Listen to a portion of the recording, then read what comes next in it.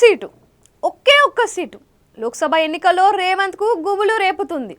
ఆ స్థానంలో ఎలాగైనా గెలవాలని కోమటిరెడ్డి రాజగోపాల్ రెడ్డి ఇంటికి వెళ్ళి మరీ సమీక్ష నిర్వహించాడు. ఇక్కడ అభ్యర్థిని గెలిపిస్తే మంత్రి పదవి గ్యారంటీ అని ప్రతిపాదించాడు. ఇక సిపిఎం పార్టీ నేతలను ఇంటికి పిలిపించుకొని విజ్ఞప్తి చేసినా వారు వెనక్కి తగ్గడం లేదు.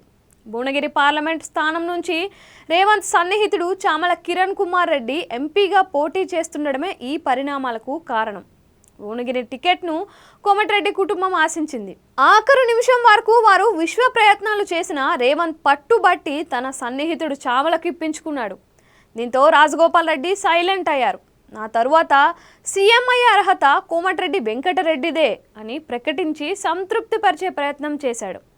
రాజగోపాల్ రెడ్డి ఇంట్లో సమీక్ష పెట్టి మంత్రి పదవి ఇస్తానని రేవంత్ ప్రతిపాదించాడు. ఆ తరువాత ఓ బహిరంగ వేదికలో రాజగోపాల్ రెడ్డి మాట్లాడుతూ నాకు ఏదైనా కావాలంటే అడుక్కోనని లాక్కుంటానని చెప్పడం గమనార్హం.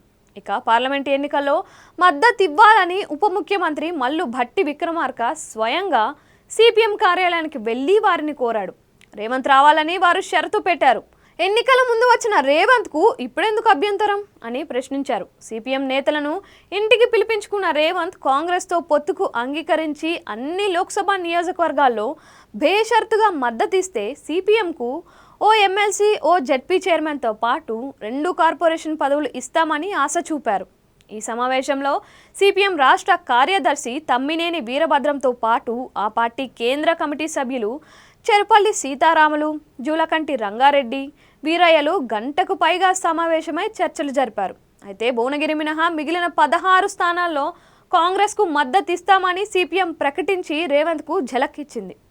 రేవంత్ ప్రతిపాదనలు అన్నీ సిపిఎం పక్కన పెట్టడం గమనార్హం.